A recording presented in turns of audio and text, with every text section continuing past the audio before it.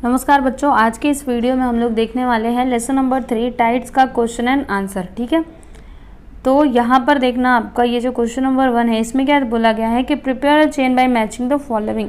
मतलब इन तीनों को मैच करके आपको एक चेन बनाना है जैसे वेव्स। तो अभी यहाँ पे क्या आना चाहिए, फिर इस कॉलम में क्या आना चाहिए, वो आप लोगों को बताना है। तो चलो हम लोग करते हैं। यहाँ पे मैंने डायरेक्टली आंसर लिखा है। ओके, तो वेव्स और फिर ये जो कॉलम बी है इसमें आप क्या लिखोगे, विंड। फिर इसके सामने क्या लिखोगे, these are also generated due to earthquakes and volcanoes. Okay, मतलब ये जो वेव्स होते हैं वो विंड की वजह से जनरेट होते हैं, लेकिन अर्थक्वेक और वॉल्केनोस की वजह से भी ये जनरेट होते हैं। फिर क्या है, सेंट्रीफ्यूगल फोर्स। ओके, तो सेंट्रीफ्यूगल फोर्स के आगे क्या लिखोगे, रोटेशन ऑफ द अर्थ। जब आपने ये लेसन पढ़ा होगा तो आपने देखा होगा कि सेंट्रीफ्यूगल फोर्स किसकी वजह से मतलब आता है, रोटेशन ऑफ द अर्थ, जब अर्थ घूमता है इसके वजह से। ओके, और फिर इसके सामने क्या लिखोगे, objects get thrown towards the outer side. इसमें क्या होता है, सेंट्रीफ्यूगल फोर्स में क्या होता है, जो आपका ऑब्जेक्ट रहता है वो बाहर की साइड में फेंका जाता है।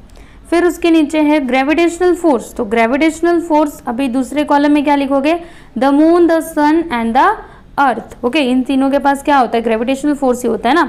मून अपने ग्रेविटेशनल फोर्स को यूज़ करके पानी को खींचने की कोशिश करता है, तो सन अपने यूज़ करता है, फिर जो अर्थ है वो अपना यूज़ करता है, राइट।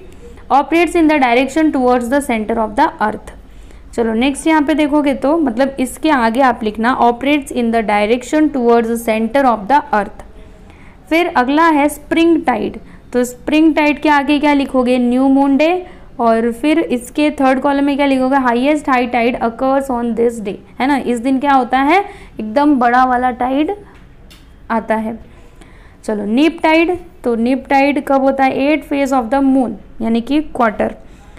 और इसके सामने क्या लिखोगे, the forces of the moon and the moon operate in different directions.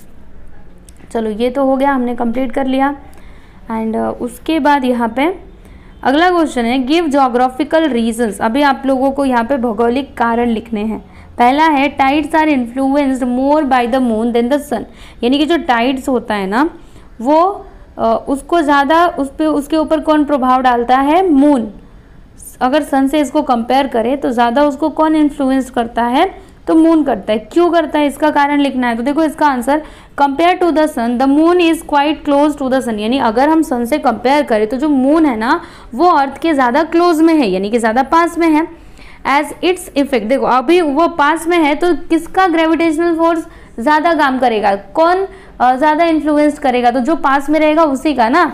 तो बस यहाँ पे वही लिखा हुआ है कि as its effect the gravitational force of the moon becomes more effective than that of the sun, therefore tides are influenced more by the moon than the सन।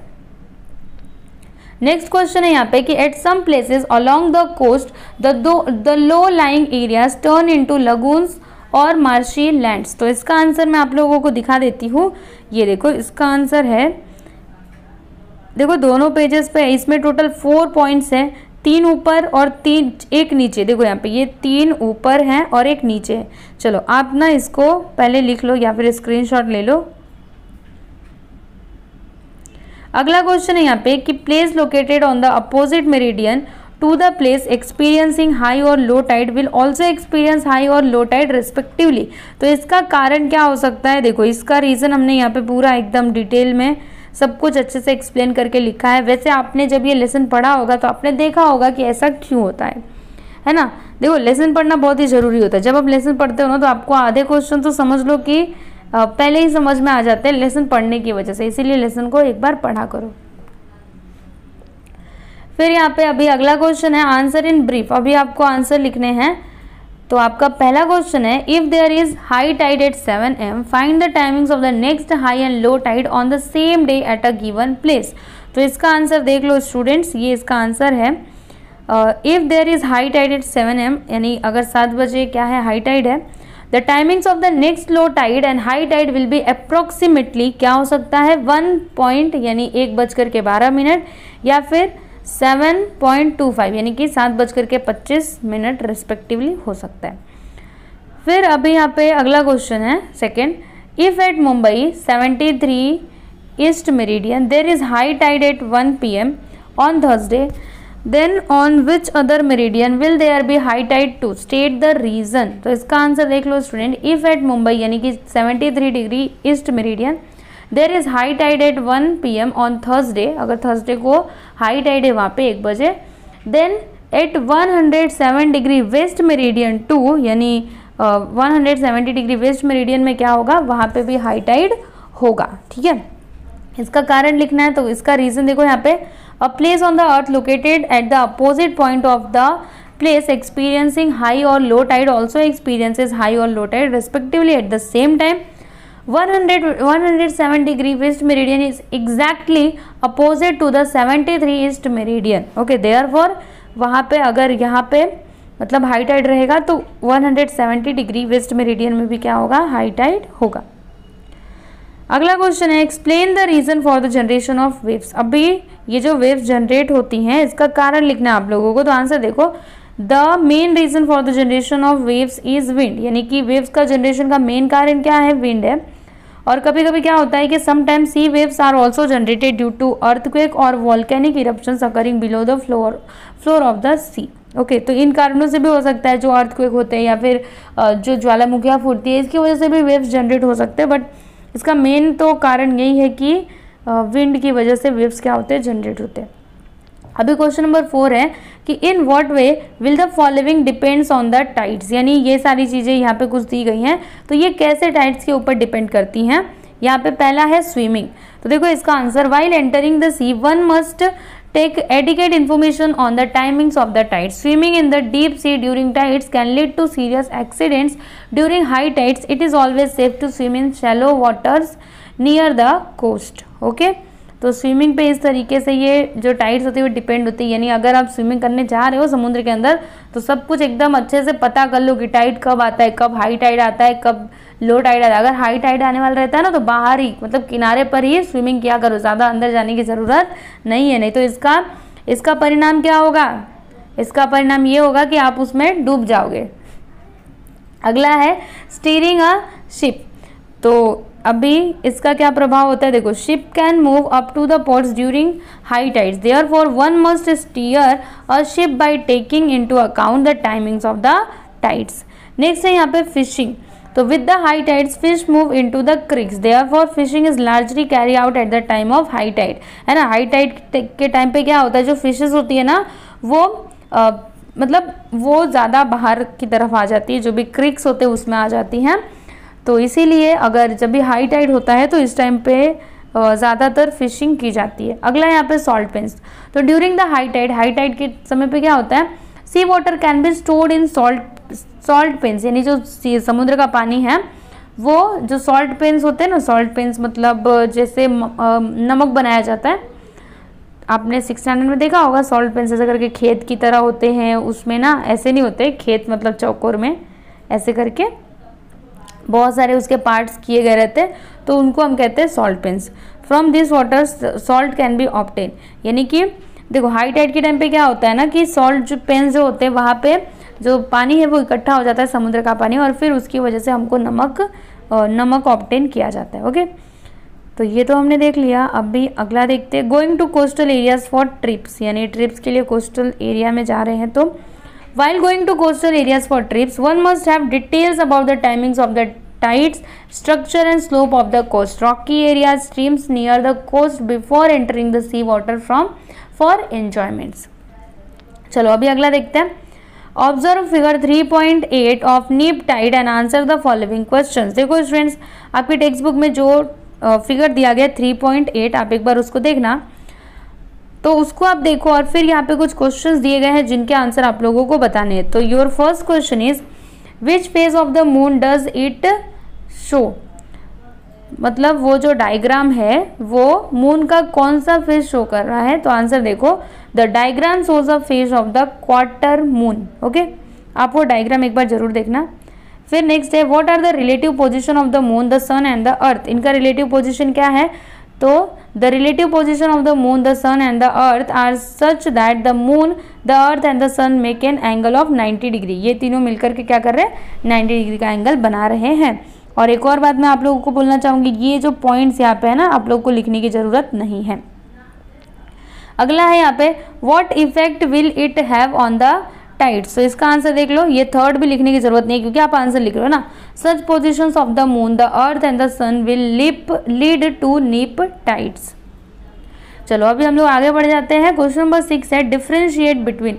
अभी आप लोगों को डिफरेंस लिखना है। तो पहला है high tide and low tide, इन दोनों के बीच का आप लोगों को डिफरेंस लिखना है। ओके, हाई टाइड और लो टाइड के बीच का डिफरेंस बताना है। तो इन दोनों के बीच का डिफरेंस देखिए, हमने लिखा हुआ है हाई टाइड। हाई टाइड में क्या लिखा है, arise in a sea water level is called high tide. मतलब जब जो वाटर लेवल है, समुद्र का जो पानी है, जब वो एकदम से ऊपर आ जाता है तो उसको हम हाई टाइड कहते हैं। लो टाइड कहते हैं किसे कहते हैं, a fall in a sea water level is called low tide. यानी जब पानी का लेवल क्या हो जाता है, नीचे गिर जाता है तो उसको हम लो टाइड कहते हैं। फिर इसमें देखो हाई टाइड में, at the time of high tide sea water is very close to the coast. यानी हाई टाइड के टाइम पे क्या होता है, जो सी वाटर है वो एकदम कोस्ट के किनारे के एकदम पास में आ जाता है। और लो टाइड के टाइम पे, at the time of the low tide sea water is far away from the coast, यानी कोस्ट से वो दूरी पे रहता है। चलो ये तो हमने देख लिया। अगला यहाँ पे स्प्रिंग टाइड एंड नीप टाइड। अभी इन दोनों के बीच का डिफरेंस बताना है। तो स्प्रिंग टाइड क्या होता है, spring tide occurs on full moon and new moon days. यानी स्प्रिंग टाइड कभी अकर होता है फुल मून और न्यू मून डे के दिन। नीप टाइड कभी अकर होता है on quarter moon days. Okay, फिर during spring tide the total pull and recede of sea water is much higher than the average pull and recede. और during neap tide the total pull and recede of sea water is much lower than the average pull and recede. चलो ये तो हमने देख लिया। अभी अगला question है describe the positive and negative effects of tides. देखो स्टूडेंट्स, अभी आप लोगों को टाइड्स के ना पॉजिटिव इफेक्ट्स और नेगेटिव इफेक्ट्स बताने हैं। तो सबसे पहले हम लोग पॉजिटिव इफेक्ट्स देख लेते हैं। तो पॉजिटिव इफेक्ट्स ये सभी हैं। With the high tides fish move into the creeks and this helps fishing activity, है ना। हाई टाइड के टाइम पे क्या होता है, फायदा एक ये होता है कि जो फिशेस होती है वो आ जाती हैं और क्रीक्स में आ जाती हैं, ठीक है, जिसकी वजह से वो फिशिंग में बहुत ज़्यादा हेल्प करता है। ओके, और उसके बाद यहाँ पे नेक्स्ट फायदा क्या है, the tides clear the waste and hence the coast become clean. यानी टाइड्स की वजह से क्या होता है, जो कोस्ट होते हैं वो एकदम क्लीन हो जाते हैं। मतलब जो वेस्ट रहते हैं ना वो सभी बाहर आ जाते हैं। इसके वजह से जो उसके तट होते हैं समुद्र के, वे सभी क्लीन हो जाते हैं, साफ साफ हो जाते हैं। Due to tides ports do not get filled with sediments. मतलब टाइड्स की वजह से जो